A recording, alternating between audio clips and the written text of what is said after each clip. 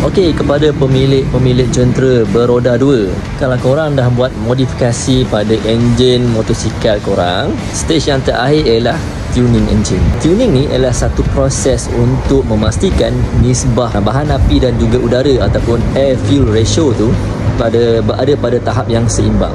Kalau korang tak buat tuning enjin ni, dia boleh mengganggu performance enjin kita. Dia boleh merosakkan komponen-komponen dalam enjin seperti crankshaft, valve dan sebagainya lah.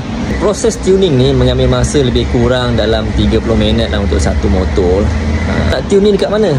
Bukan semua kedai boleh buat tuning. So kedai yang baru begini adalah kedai D5, iaitu Dynojet, berada di Sentul.